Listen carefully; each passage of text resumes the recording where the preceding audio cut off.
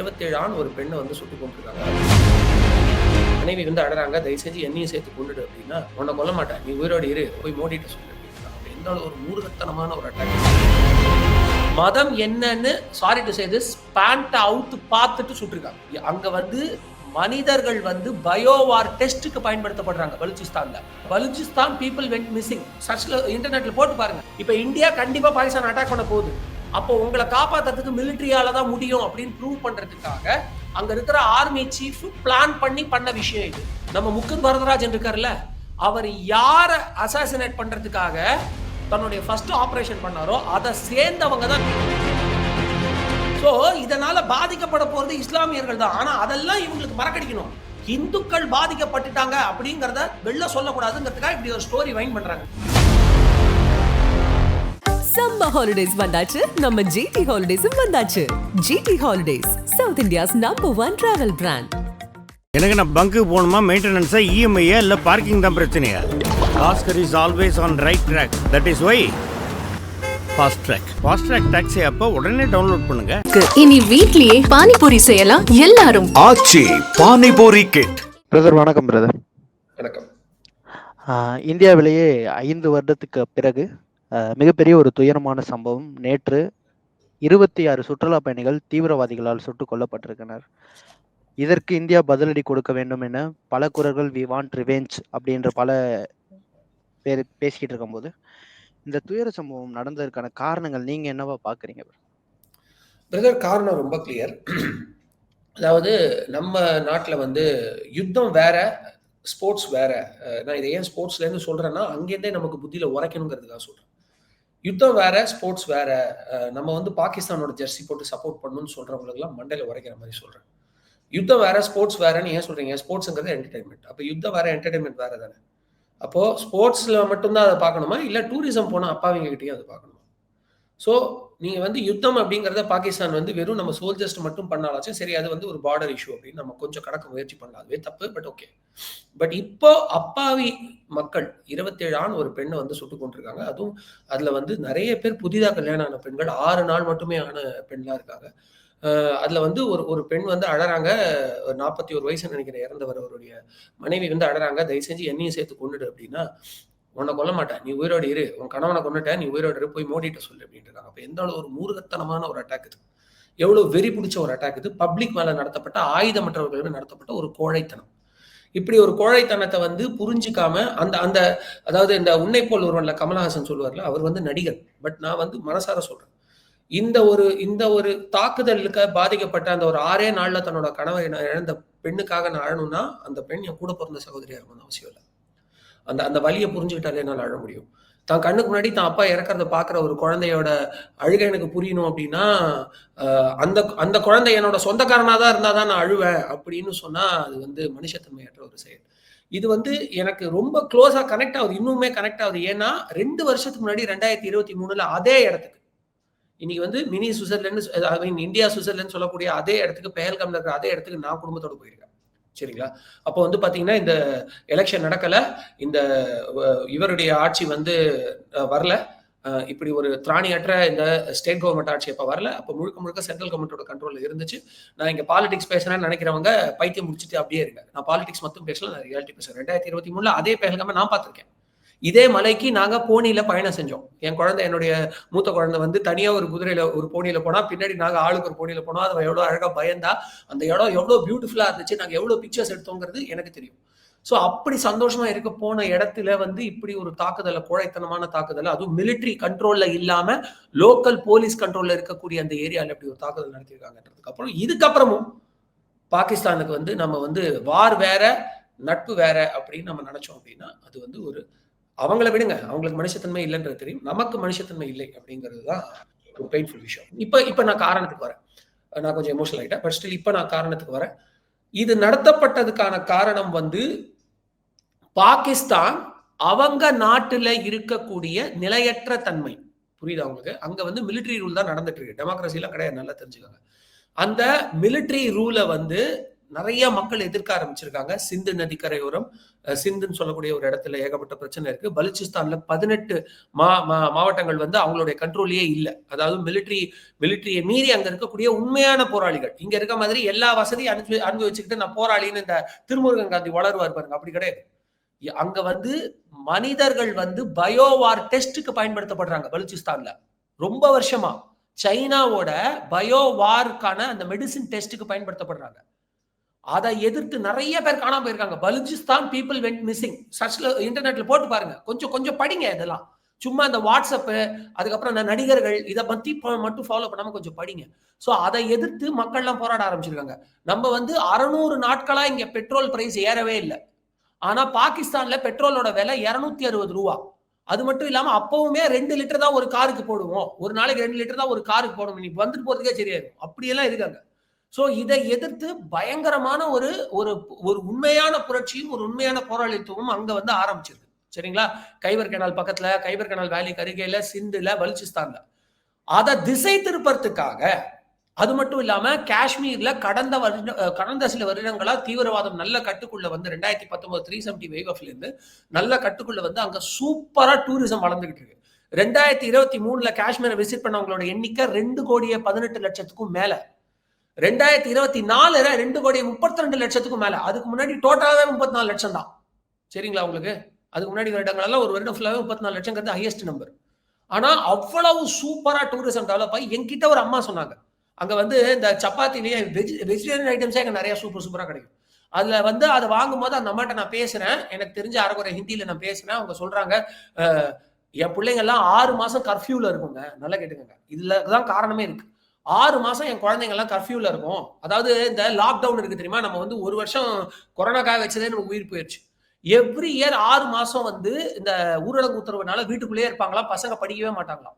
அதனால வேலை வாய்ப்பு இல்லாம வேற வழி இல்ல 500 ரூபாய்க்கு இந்த மிலிட்டரி வேன் மேல கல்லெறியிற வேலையெல்லாம் என் பிள்ளைங்க பார்த்துட்டு இருந்தாங்க. ஆனா இன்னைக்கு கவர்மெண்டோட ஃபுல் சப்போர்ட்னால வருஷம் ஃபுல்லா ஸ்கூல் இயங்குது, என் புள்ள படிக்கிறான். என்னுடைய மூத்த புள்ள வந்து பாத்தீங்கன்னா இப்ப டூரிசம்ல வந்து கிட்டத்தட்ட ஒரு நாளைக்கு 2000 ரூபாய் அவன் சம்பாதிக்கிறான். இதே மலைப்பகுதியில 3 மலை நீங்க ஏறணும். நீங்க நார்மலா நடக்க முடியாது, தெரிஞ்சுக்கோங்க. நீங்க நார்மலா வந்து அங்க வந்து ஒரு ஜீப்போ இல்லைன்னா ஒரு ரோடோ எதுவுமே கிடையாது. 2 வழிதான். ஒண்ணு, நீங்க 3 மலை ஏறி இறங்கி நடக்கணும் அந்த பியூட்டிஃபுல் பிளேஸ் போறதுக்கு, கடைசி ரோட்ல இருந்து அந்த பியூட்டிஃபுல் பிளேஸ் போறதுக்கு. இல்லைன்னா போனி, ஒரு சின்ன குதிரைகள் இருக்கும், அதை வந்து அதுல உங்களை உட்கார வச்சுட்டு நடந்து போயிட்டே இருப்பாங்க. அங்க இருக்கிற மக்கள் 3 மலை ஏறி இறங்கினா அவனுக்கு 300 ரூபாய் கொடுப்பாங்க.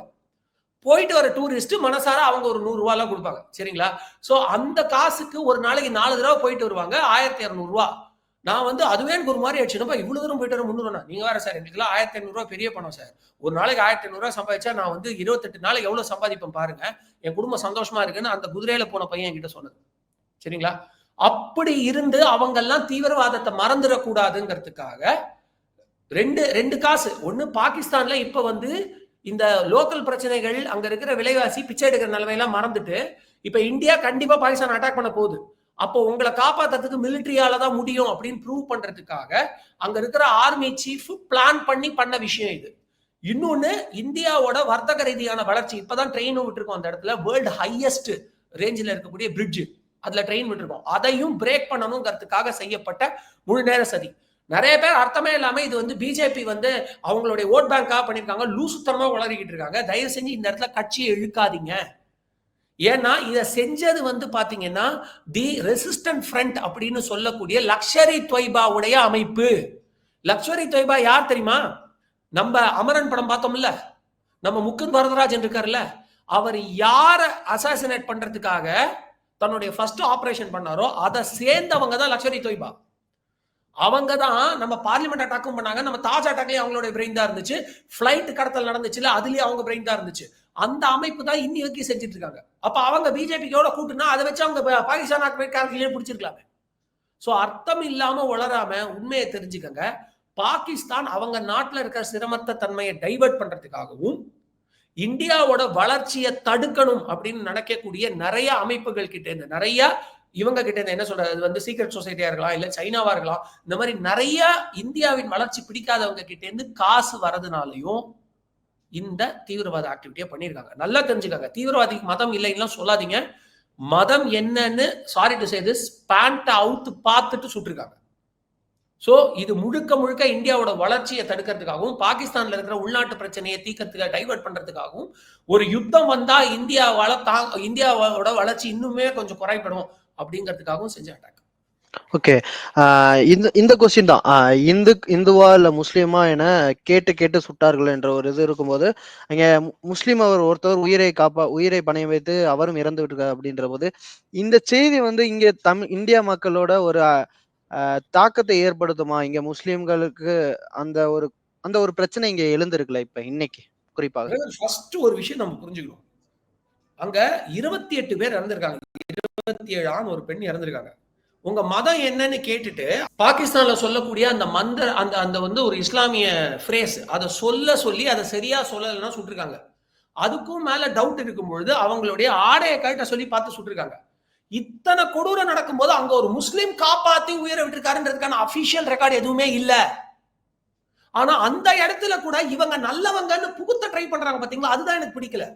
இப்ப இஸ்லாமியர்களுக்கு எதிராக நான் சொல்றேன்னா கிடையாது, முதல்ல புரிஞ்சுக்கோங்க. இதனால முதல்ல பாதிக்கப்பட போறது இஸ்லாமியர்கள். உயிரை விட்டதும் லைஃப் லாங் ஒரு பயத்தோட வாழ போறதும் பாதிக்கப்பட்ட இந்துக்கள், அதுல எந்த டவுட்டும் கிடையாது. ஆனா இப்ப வர்த்தக ரீதியா மறுபடியும் டூரிசம் கீழே போயிடும். புலம்புறாங்க அங்க இருக்கிற டூரிஸ்ட் ஏஜென்சிஸ்லாம், எல்லாரும் ரிட்டர்ன் டிக்கெட் கேன்சலேஷன் போறாங்க, காசுக்கு என்ன பண்றதே தெரியல. அங்க எவ்வளவு டிராபிக் தெரியுமா? இப்போ கையில மெழுகுவர்த்தி ஏத்தி நடந்துகிட்டு இருக்காங்க, எங்க வாழ்வாதாரத்தை காப்பாத்துங்க அப்படின்னு சொல்லிட்டு இஸ்லாமியர்களே. சோ இதனால பாதிக்கப்பட போறது இஸ்லாமியர்கள் தான். ஆனா அதெல்லாம் இவங்களுக்கு மறக்கடிக்கணும். இந்துக்கள் பாதிக்கப்பட்டுட்டாங்க அப்படிங்கறத வெளில சொல்லக்கூடாதுங்கிறதுக்காக இப்படி ஒரு ஸ்டோரி வைண்ட் பண்றாங்க. நல்லா தெரிஞ்சுக்கங்க, கோத்ரா சம்பவத்துல 60 இந்துக்கள் கோவில் போகும்போது ட்ரெயின்ல கொல்லப்படுறாங்க 2002ல. ஓகேங்களா? ஆனா அதை டோட்டலா மறைச்சிட்டு இப்ப வந்து அந்த எம்புரான் படத்துல பிருத்திவிராஜ் சைக்கோ மாதிரி இஸ்லாமியர்களை இந்துக்கள் கொல்ற மாதிரி ஒரு படம் எடுக்கிறாங்களே, அந்த படம் எடுக்கும் போது மதநல எனக்கு கெட்டு போலியா? அப்போ ஒரு படத்தை எடுக்கும் போது கெடாத மல்லினக்கும் ஒரு உண்மையை சொல்லும் போது ஏன் கெடப்போகுது? சோ ஷார்ட்டா சொல்றேன், சினிமால அயோத்தி மாதிரி பொய் சொல்லக்கூடிய படங்கள்ல அயோத்தியோட உண்மையான கதையே வேற. அதுல பாதிக்கப்பட்டவர் ஹிந்து, மனைவியை எழுந்தவர் ஹிந்து, ஹெல்ப் பண்ணவர் ஒரு கிறிஸ்டியன் ஒரு ஹிந்து, 2 பேர் போய் ஹெல்ப் பண்ணிருக்காங்க. இந்த அயோத்தி படத்துல வர மாதிரி அப்படியே மனைவி இழந்தாலும் நான் மதவெறியோட இருப்பேன்லாம் சொல்லல அவங்க. அந்த பாதிக்கப்பட்ட ஸ்ரீவாஸ்தவா வந்து ஹெல்ப் பண்ண வந்தவங்களோட கையை பிடிச்சிருக்காங்க. போய் புக் எடுத்து படிங்க, அதுதான் ரியல் ஸ்டோரி. கண்ணீர் விட திராணியற்றவர்களாய் அப்படின்றத புக்கு, சரிங்களா? அதுல அந்த ஸ்ரீவாஸ்தவா மனைவி எழுந்த அயோத்தி படத்துல வர அந்த வில்லன் கேரக்டர்ல அவர் ரியல் லைஃப்ல ஹெல்ப் பண்ண வந்த அந்த கிறிஸ்டியன் நண்பர் கிட்ட கையை பிடிச்சி அழுகுறாரு. என்னால பேசக்கூட முடியலங்க, சாரி நான் இப்படி இமிடேட் பண்றேன்னு நினைக்காதீங்க, பட் அதுல அப்படிதான் டிஸ்கிரைப் பண்ணிருக்காங்க. என்னால பேசக்கூட முடியலங்க, நீங்க வாங்கிட்டு வந்தது என் பிள்ளைங்களால சாப்பிட கூட முடியல, அப்படி காயப்பட்டிருக்கோம், என் மனைவி இறந்துட்டா, எப்படி ஊருக்கு போறேன்னு தெரியல, ஹெல்ப் பண்ணுங்க. ஆனா படத்துல எப்படி காமிச்சீங்க? ஹெல்ப் பண்ணவர் இஸ்லாமியரு, சரி அது கூட சரி நீங்க காமிச்சுக்கோங்க, நல்லவரா காமிங்க, பிரச்சனை கிடையாது. ஆனா பாதிக்கப்பட்ட அந்த ஸ்ரீவாஸ்தவா ஒரு கொடூர இந்துத்துவவாதி மாதிரி காட்டுறீங்களே, சினிமாலதான் இது நடக்கும். ஆனா ரியல் லைஃப்ல அந்த மாதிரிலாம் நடக்கல. பாதிக்கப்பட்டவர் கண்டிப்பா இந்துக்கள் தான், அவங்க இந்துக்கள்ன்றனாலேயே கொல்லப்பட்டாங்கிறது 100% உண்மை. அதனால நான் இப்ப என்ன சொல்ல வரேன் அப்படின்னா, இங்க இருக்கிற இஸ்லாமியர்களை இழுத்து நிக்கணும் அப்படி கிடையாது. ஆனா அந்த மதவாதம்ங்கிறது எங்க இருக்குன்றத புரிஞ்சுக்கோங்க. நம்ம மதவாதம் பிஜேபியில இருக்குன்னு அப்படியே நம்ம மூர்க்கத்தனமா நம்பி பிஜேபிக்கு எதிராக ஓட்டு போடுறோம்னு சொல்லிட்டு காங்கிரஸ் மாதிரி கட்சிகளுக்கும் திமுக மாதிரி கட்சிகளுக்கும் ஓட்டு போட்டதுனாலதான் அங்க காங்கிரஸ், நல்லா புரிஞ்சுக்கோங்க, 2023ல நான் அந்த இடத்துல போகும்போது முழுக்க சென்ட்ரல் கவர்மெண்டோட கண்ட்ரோல் இருந்தது பிரதர். அப்போ 10 அடிக்கு ஒரு மிலிட்டரி மேன் இருப்பாங்க, 10 அடிக்கு. ஆனா இப்போ எலெக்ஷன்ல உமர் அப்துல்லா அவருடைய கட்சி ஜெயிச்சதுக்கு அப்புறம் ஸ்டேட் கவர்மெண்டோட கண்ட்ரோலுக்கு அந்த மலைப்பகுதி போயிடுச்சு. அது ஃபர்ஸ்ட் கண்ட்ரோல் வந்து போலீஸ், லோக்கல் போலீஸ் கிட்ட, அதுக்கப்புறம் சிஆர்பிஎஃப், அதுக்கப்புறம் தான் மிலிட்டரி நுழையவே முடியும். சோ அந்த இடத்துல இருந்து அந்த ஒரு பக்கா மிலிட்டரி கண்ட்ரோல் விலகியதால் தான், அது சட்டப்படி கான்ஸ்டிடியூஷன் ரைட்ஸ் செஞ்சுதான் ஆகணும், அப்படி விலகியதால் தான் இந்த அட்டாக்கே நடந்திருக்கு. சோ இது வந்து இஸ்லாமியர் உடனே காப்பாத்திட்டாங்கன்னு இந்துக்கள் பாதிப்பை மறைக்க முயற்சி பண்ணாதீங்க. இது கண்டிப்பா மத ரீதியான பாதிப்பு தான். இந்தியால இந்து முஸ்லிம் கலவரத்தை உருவாக்குவதற்கான ஒரு பயங்கரமான டெக்னிக் தான். ஆனா அந்த ஒரு மத கலவரம் உருவாகவும் இருக்கணும்னா இனி ஒரு இஸ்லாமியர் இந்த மாதிரி ஒரு விஷயத்துக்கு சப்போர்ட் பண்ணக்கூடாதுன்ற நரேட்டிவ் நீங்க எடுத்துட்டு போகணும். ஓகேங்களா?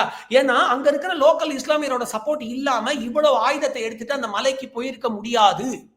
ஓகேங்களா? அப்போ அங்க இருக்கிற லட்சக்கணக்கான இஸ்லாமியர்கள் இது தொழிலா எனக்கு கிடைச்சிருச்சு, நான் இனிமே வாழ போறேன்னு நினைக்கும் போது ஒரு சில அடிப்படைவாதிகள் செய்யற இந்த தப்புனால தான் இந்த பிரச்சனை நடந்திருக்குன்றத ஓப்பனா சொல்லும் போதுதான் மத்த இஸ்லாமியர்களுக்கு நம்ம தேசத்தையும் வளர்ச்சியும் நினைக்கணுமே தவிர இந்த மாதிரி ஆள்களால பிரெயின் வாஷ் பண்ணக்கூடாதுன்றது தெரியுமே அன்றி நீங்க அதை மறைச்சு அங்க ஒரு புது கதையை அயோத்தி படத்தை மாதிரி கொண்டு வரணும்னு நினைச்சீங்கன்னா இந்த பாதிப்பு அப்படியே தான் இருக்கும். ஓகே, கடைசி கொஸ்டினா, அவசரமாக மோடியின் இல்லத்தில் அனைத்து உள்துறை அமைச்சர், வெளியுறவுத்துறை அமைச்சர், பாதுகாப்புத்துறை அமைச்சர்கள் எல்லாம் மீட்டிங் போட்டுக்கிட்டு இருக்காங்க. இது எவ்வளவு பெரிய ஒரு பதிலடி தாக்குதலாக இருக்க போகுது? ஏன்னா அனைவரும் குரலும் வி வாண்ட் ரிவெஞ்ச் அப்படின்ற ஒரு குரல் ட்விட்டர்ல, எக்ஸ் வலைதளத்துல ட்ரெண்டிங் ஆகிட்டு இருக்கு, ஹேஷ்டாக் ட்ரெண்டிங் ஆகிட்டு இருக்கு, அனைவரின் குரலாகவும் இருந்துகிட்டு இருக்கு. ஸோ இது பாகிஸ்தானுக்கு எவ்வளவு பெரிய பதிலடியாக இருக்க போகுது? இந்த அதாவது இது வந்து பாகிஸ்தானுடைய மிலிட்ரி சீஃப் அவர் வந்து ஆர்மி சீஃப் அவர் வந்து பண்ண ஒரு பாகிஸ்தானே அழிக்கக்கூடிய அளவுக்கு செய்யக்கூடிய ஒரு முட்டாள்தனமான செயல். ஏன்னா நான் தெளிவா சொல்றேன், புரிஞ்சுக்கோங்க. தீவிரவாதம் என்பது கொள்கை ரீதியான விஷயம் கிடையாது. இனிமே அது சில வருஷங்களாவே கொள்கை ரீதியான விஷயம்ங்கிறதெல்லாம் போயிடுச்சு. தீவிரவாதத்துல அடிப்படையில இறங்கி துப்பாக்கி சூடு நடத்துறான் பாருங்க, அவன் மட்டும்தான் ஏதோ மத அடிப்படைவாதத்தை மைண்ட்ல வச்சுக்கிட்டு செய்யறான். ஆனா ஹை லெவலா இதை சப்போர்ட் பண்ற யாருமே கொள்கை ரீதியா காஷ்மீரை மீட்கணும்னோ இல்ல காஷ்மீர் வேணும்னோ செய்யல, பணத்துக்காக செய்யறாங்க. அந்த இடத்துல இருக்கக்கூடிய லோக்கல் பார்ட்டி உமர் அப்துல்லா அவங்களுடைய ஐடியாலஜியா இருக்கட்டும், அந்த இடத்துல இருக்கக்கூடிய இன்ஜினியர் ஷஹீதுன்னு நினைக்கிறேன் அவரோட பேரு, அவரா இருக்கட்டும், அவர் தான் வந்து ஓப்பனாவே வந்து பாத்தீங்கன்னா தீவிரவாதத்துக்கு சப்போர்ட் பண்ணி பாகிஸ்தானுக்கு ஆதரவா பேசிட்டு இருக்காரு. எம்பி எம்எல்ஏ ஆகி நம்ம காசுல, நம்ம கொடுக்குற டாக்ஸ் பணத்துல. இது எவ்வளவு கேவலமான விஷயம்ன்றதை கொஞ்சம் யோசிச்சு பாருங்க. அதே மாதிரி அந்த ஆர்மி சீஃபா இருக்கட்டும், இதெல்லாம் செய்யறது கொள்கைக்காக எல்லாம் கிடையாது. அவங்களுக்கு எக்கச்சக்க பணம், துபாயில ஒரு ப்ராப்பர்ட்டி, அதுக்கப்புறம் யூகேல ஒரு ப்ராப்பர்ட்டி, அதுக்கப்புறம் வந்து யூகேல அவங்க பசங்களுக்கு படிப்பு, இதெல்லாம் பயங்கரமா சப்போர்ட்ல வந்து பணத்துல இன்டைரக்டா கருப்பு மணி மூலமாவும் அந்த ஒரு என்ன சொல்றது அந்த ஒரு வெர்ச்சுவல் மணி மூலமாவும் அவங்களுக்கு போறதுனால தான் இதை செய்யறாங்க. ஓகேயா? சோ இந்த விஷயம் அப்படிங்கிறதுக்கு நாம பதிலடி கொடுக்க வேண்டியது அவசியம். ஏன்னா இது வந்து ஒரு குறிப்பிட்ட கூட்டம் தன்னுடைய பணவெறிக்காக செய்யற ஒரு செயல். புரிஞ்சுச்சு அவங்களுக்கு? சோ இதுக்கு பதிலடி எப்படி அமையணும்னா அது அவ்வளவு ஈஸி கிடையாது, அவ்வளவு ஸ்ட்ரெயிட் ஃபார்வர்ட் கிடையாது, நிறைய சேலஞ்சஸ் இருக்கு. அதுக்கு காரணம் முக்கியமா நீங்களும் நானும். இதே சில வருடங்களுக்கு முன்னாடி பிஜேபியால டக்குன்னு போய் இதுக்கு ஒரு சரியான ஸ்ட்ராங்கான பதிலடி கொடுக்க முடிஞ்சது. ஏன்னா அப்ப அவங்களுக்கு பக்கா மெஜாரிட்டி இருந்துச்சு. இப்ப மெஜாரிட்டி இல்லையானா இருக்கு, கூட்டணி இருக்கு. அந்த கூட்டணியில் இருக்கிற 2 கட்சியுமே இதுக்கு எதிராக நிக்க போறது இல்ல. சோ அவங்களால அட்டாக் பண்ண முடியும். ஆனா என்னன்னா ஸ்டில் நீங்க பிஜேபியை தோக்கடிக்கணும்னு நிறைய எம்பிக்களுக்கு ஓட்டு போட்டீங்க தெரியுமா? ஆன்டி நேஷனல் தாட்ஸ் இருக்கிற எம்பிக்களுக்கு அவங்க மூலமா இந்த தகவல்லாம் வெளியே போகுது. அதே மாதிரி முன்னாடி பிஜேபி சர்ஜிக்கல் ஸ்ட்ரைக் அட்டாக்லாம் பண்ணும்போது அவங்களுக்கு ஓரளவுக்கு தலையாட்டக்கூடிய ஒரு ஆட்சி அங்க இருந்தது. அதனாலதான் காதுங்காந்து வச்ச மாதிரி முடிக்க முடிஞ்சது. இப்ப நீங்க லோக்கல்ல என்ன பிளான் பண்ணாலும் அது உடனே வெளியே போற அளவுக்கு தீவிரவாதிகளுக்கு ஆதரவான ஆட்சி அங்க இருக்கு. ஏன்னா உமர் அப்துல்லா ஆட்சிக்கு வந்ததுக்கப்புறம், நான் ரெக்கார்டு எல்லாம் பேசல, ஆட்சிக்கு வந்ததுக்கு அப்புறம் சிவிலியன்ஸ் மேல நடக்கக்கூடிய அட்டாக்கு கடந்த 2 வருடங்களோட கிட்டத்தட்ட 220 மடங்கு ஏறி இருக்கு. So it is not a easy joke to do it. அது மட்டும் இல்லாம எல்லாத்தையும் பிளான் பண்ணி தான் பண்ணிருக்காங்க. இப்ப இந்தியாவோட எக்கானமி மட்டும் தான் கொஞ்சம் ஸ்டெபிலைஸ்டா இருக்கு. வேர்ல்டு எக்கானமி ஃபுல்லா டவுனு. அதனால தான் ஐடி இண்டஸ்ட்ரி டவுனு. அதனால தான் ஏஐ வேற உள்ள வந்ததுனால ஏகப்பட்ட பேர் ஜாப் இழந்துட்டு இருக்காங்க. இருந்தாலும் எப்படியோ நம்மளோட ரிசர்வ் வச்சு நம்ம ஓட்டிட்டு இருக்கோம்.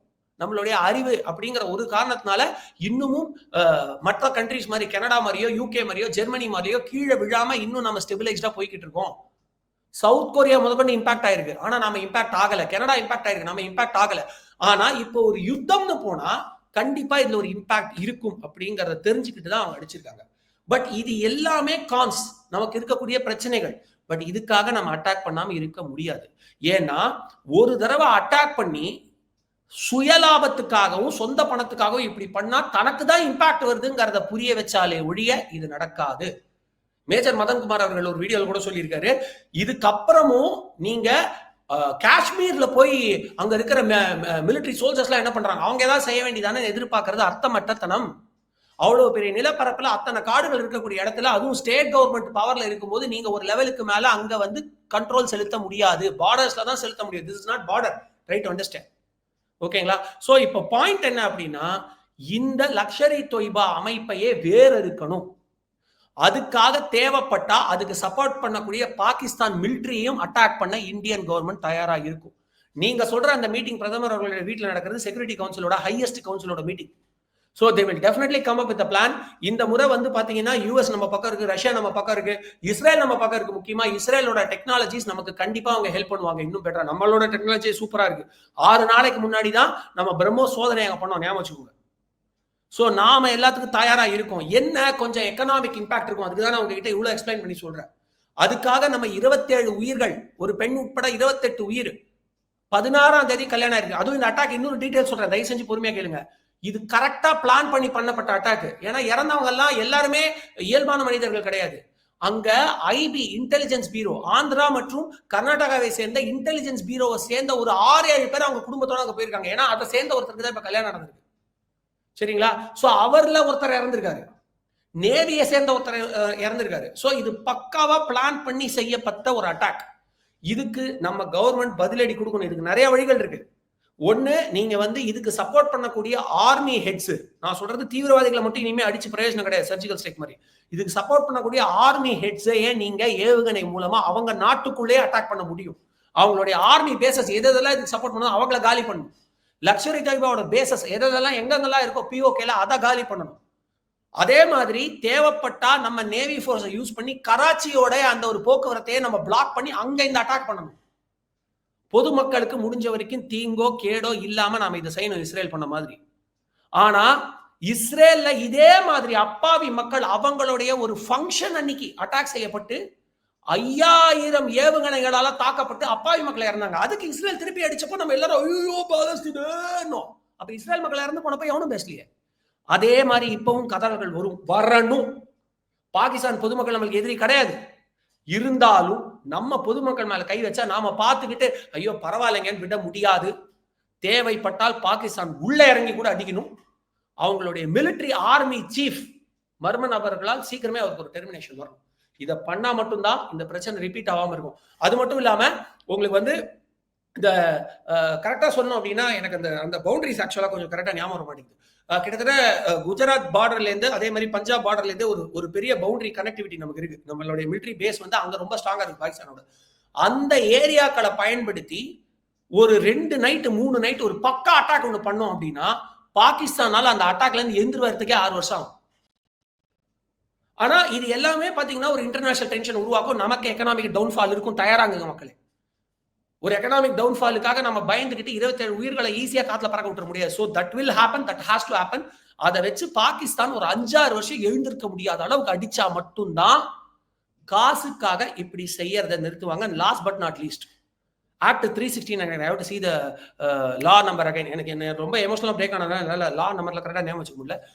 லோக்கல் ஆட்சி, அதாவது ஒரு ஸ்டேட் கவர்மெண்டோட ஆட்சியை கலைக்கக்கூடிய பவர் சென்ட்ரல் கவர்மெண்ட் இருக்கு. ஆனா இப்ப நிறைய சுப்ரீம் கோர்ட்டோட அந்த ஒரு அமெண்ட்மெண்ட்ஸ்னால அது வந்து அவ்வளவு ஈஸியா பண்ண முடியாது. பட் பண்ணணும். இதுவரை பிஜேபி ஒரு தடவை கூட செஞ்சது கிடையாது. அதனால ஒரு தடவை ஆட்சியா எழுந்திருக்காங்க. தமிழ்நாட்டுல திமுகவோட ஆட்சியை கவிழ்க்கணும், அப்பதான் உங்களுக்கு ஆதரவு கொடுப்பேன் அதிமுக ஒரு தடவை சொன்னப்போ, ஜெயலலிதா அவர்கள் ஒரு தடவை சொன்னப்போ, நாங்க வந்து டெமோக்ரஸிக்கு எதிராக ஆட்சியை கவிழ்க்க மாட்டோம், எங்க ஆட்சி போனாலும் பரவாயில்ல 11 நாள் ஆட்சி இருந்த ஒரு வாஜ்பாய் அவர்கள். இது வரலாறு. ஆனா அதை எல்லாத்தையும் மறந்துட்டு இந்த டெரரிசம் அட்டாக் இவ்வளவு ஜாஸ்தியானதை காரணமா வச்சு வெஸ்ட் பெங்கால்ல உள்ள இருக்கக்கூடிய இந்திய இஸ்லாமியர்கள் பேர்ல இருக்கிறவங்களே இந்திய இந்துக்கள் அடிச்சு கொண்டுகிட்டு இருக்காங்க. அந்த இடத்துலயும் நம்ம ஆட்சி கலைப்பை பண்ணியே ஆகணும். அப்படி பண்ணாதான் பணத்துக்காக இதுக்கு சப்போர்ட் பண்ணக்கூடிய ஆட்சியாளர்கள் ஐயோ நமக்கு ஆட்சியே போயிடுச்சுன்னா அப்ப நம்ம பணத்தை இன்னும் செலவழிக்கணும்ன்ற பயத்துல இனிமே அதை செய்ய மாட்டாங்க. சோ இந்த 2 விஷயத்தையும் கவர்மெண்ட் பண்ணணும், பண்ணுவாங்க நான் நம்புறேன். பட் கண்டிப்பா இதுல ஒரு விஷயம் நடக்கும்னா அது ஆர்மி பேஸ் உள்ள போய் அவங்களுடைய சப்போர்ட் பண்ணக்கூடிய சில ஆர்மி மென்ஸையும் மிலிட்டன்ஸ், அதாவது லக்ஷய தொய்பாவையும் டெர்மினேட் பண்ணுவாங்க. அது நடக்கும். கண்டிப்பா இது மாதிரியான செயல் இனிமே இந்தியாவில் நடக்கக்கூடாதுன்னு தான் நம்ம எல்லாரோடைய ஆசையும். இது மாதிரி விஷயம் இனிமே இந்தியாவில் நடக்கக்கூடாதுன்னு முதல்ல ஒரு முக்கியமான பேசிக் தெரிஞ்சுக்கோங்க, சரிங்களா? இனிமே தயவு செஞ்சு வாக்களிக்கிறவங்க வெறும் இந்த வாட்ஸ்அப் ஷேரு, இன்ஸ்டாகிராம் ரீல்ஸ், சினிமாக்காரங்களுடைய பேச்சு இதை வச்சு தயவு செஞ்சு வாக்களிக்காதீங்க. ஒரு நாளைக்கு குறைஞ்சது 20 நிமிஷம் நியூஸ் பேப்பர் படிங்க. 20 நிமிஷம் நியூஸ் பேப்பர்லயே உண்மைகள்லாம் அவ்வளவு வரது இல்லை. பட் அட்லீஸ்ட் நீங்க என்ன நடக்குதுன்னு தெரிஞ்சுக்கலாம். ஒரு 10 நிமிஷம் ஏதாவது உண்மையான நடுநிலையான நியூஸ் சேனல்ஸ் பாருங்க. இப்ப இதை செய்யறதுனால என்ன ஆகுதுன்னா நம்ம மதவாதம்னு ஒரு மத நல்லிணக்கம்னு ஒரு கற்பனை உலகத்துல வாழ்ந்துகிட்டு, அதாவது தேசத்துக்கு எதிராக பேசக்கூடியவங்களுக்கும் வாக்களிச்சுக்கிட்டு இருக்கோம். அதை நல்லா புரிஞ்சுக்கோங்க. நீங்க தேசத்துக்கு எதிரானவங்க, இப்ப காஷ்மீர்ல எக்ஸாக்ட்லி அதான் நடந்திருக்கு. கடைசியா இப்பவும் நான் பிஜேபிக்கு மட்டும் சப்போர்ட் பண்றேன் சங்கின்னு டேக் பண்ணாதீங்க. உண்மையை புரிஞ்சுக்கோங்க. 2023ல என் கண்ணு முன்னாடி நான் பார்த்தேன். அங்க இந்த இடங்கள்லாம் நீங்க ஈஸியா போயிட்டு வரலாம். 2023ல நான் தங்கின ஒரு இடம், நான் தங்கின ஒரு ஹோட்டல் முன்னாடி தீவிரவாதிகளோட உறைவிடம். ஏன்னா அந்த இடத்துல ரகசிய கதை உள்ள இருந்தது. நான் பார்த்தேன். I don't want to detail explain. அதுக்கப்புறம் நான் சண்டை போட்டு எனக்கு வேற பிளேஸ் கொடுங்கன்னு மாத்திக்கிட்டேன். அது வேற விஷயம். ஆனா அப்ப அங்க இருக்கிற லோக்கல் பீப்புள் என்கிட்ட சொன்னது, முன்னாடி அப்படி இருந்துச்சுங்க, இப்ப எங்களுக்கு எல்லாம் வருமானம் வருது, நான் ஏன் இது சப்போர்ட் பண்ண போறோம், அது மட்டும் இல்லாம மிலிட்டரி எடுபடி பயங்கரங்க அப்படின்னாங்க. சோ அந்த அளவுக்கு இருந்தது. இப்ப லோக்கல்ல 33%, அதாவது பெண்கள் எல்லாரும் ஆல்மோஸ்ட் ஒரு கணக்குப்படி பாத்தீங்கன்னா பெண்கள் எல்லாருமே பிஜேபி வாக்களிச்சிட்டாங்க. ஏன்னா என் புள்ள படிக்க போகுது இப்போ அப்படின்னு. ஆனா ஆண்கள் இன்னமும் அந்த மத நல்லிணக்கம் மதவாதத்துக்கு வித்தியாசம் தெரியாம பிரிவினைவாதிகளுக்கு வாக்களிச்சதுனால தான் பிஜேபி தோக்கடிச்சது பிரச்சனை கிடையாது. நீங்க பிஜேபி தோக்கடிச்சுட்டு உண்மையால ஒரு நல்ல லோக்கல் பார்ட்டியை ஜெயிக்க வச்சிருந்தா கூட பரவாயில்ல. பட் பிரிவினைவாதத்துக்கு வாக்களிச்சதுனால தான் இன்னைக்கு இப்படி ஒரு பாதிப்பை அவங்க அடையறாங்க. இது இன்னும் தொடரும். ஏன்னா இந்த அட்டாக் மட்டும் தொடரும் கிடையாது. இனிமே அங்க போற டூரிஸ்டுங்க குறையாங்க, வேலை வாய்ப்பு குறையும், பழையபடி உங்க இருள் நாட்களுக்கு நீங்க போக போறீங்க. சோ வாக்களிக்கும் பொழுது நீங்க எந்த ஸ்டேட்டை சேர்ந்தவரா இருந்தாலும் தயவு செஞ்சு தேசத்துக்கு எதிரான சிந்தனை உள்ளவங்களுக்கு வாக்களிக்காதீங்க. நீங்க அப்படி பண்ணீங்கன்னா இன்னைக்கு காஷ்மீர்ல நடந்தது நாளைக்கு தமிழ்நாட்டிலையும் கேரளாலையும் நடக்கும். உங்க வாக்கு தான் உங்களுடைய பாதுகாப்பு. நன்றி. சம்மர் ஹாலிடேஸ் வந்தாச்சு, நம்ம ஜிடி ஹாலிடேஸும் வந்தாச்சு. GT holidays, South India's #1 travel brand. எனக்கு நான் பங்கு போகணுமா, மெயின்டெனன்ஸா, இஎம்ஐயா இல்லை பார்க்கிங் தான் பிரச்சனையா? Bhaskar is always on right track. That is why fast track taxi அப்போ உடனே டவுன்லோட் பண்ணுங்க. இனி வீட்லயே பானிபூரி செய்யலாம் எல்லாரும். ஆச்சி பானிபூரி கிட்.